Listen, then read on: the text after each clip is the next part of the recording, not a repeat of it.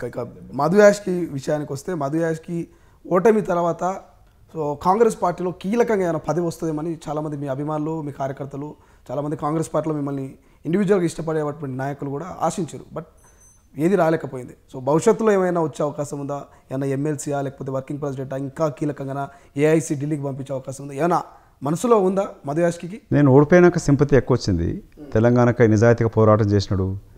Congress party ప్రచార committee చైర్మన్గా లేక గత 10 సంవత్సరాల నుంచి ఎంతోమంది కొత్త వాళ్ళు వచ్చినా పోయినా కూడా పార్టీని వీడకుండా రాహుల్ గాంధీకి అనుంగ శిష్యుడిగా నిజాయితీగా పార్టీ కొరకు పనిచేస్తున్నానని చెప్పి అందరికీ తెలుసు. విదేశాల్లో పార్టీ బలోపేతం, తెలంగాణ విదేశాల్లో కూడా తెలంగాణ ఓవర్సీస్ సెంటర్ని ప్రారంభించడం చేస్తూ వచ్చినాను, చేస్తా ఉన్నాను, కంటిన్యూ చేస్తున్నాను.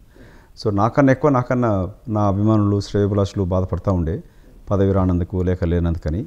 కానీ ఈ నాకు ఈ కుట్ర కుతంత్రాలు గిట్ట తెలియదు. విదిన్ పార్టీలో నేను పార్టీ బలోపేతం కొరకు చూసి తప్ప పదవి వచ్చిందా రాలేదని నేను లెక్క చేయను.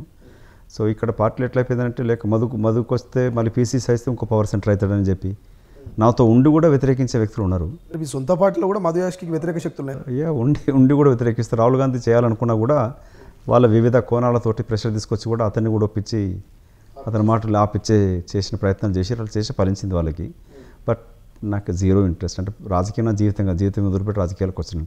నేను రాహుల్ గాంధీతో కలిసి పనిచేస్తూ ఉంటాను, పార్టీ బలోపేతం కొరకు చేస్తూ ఉన్నాను.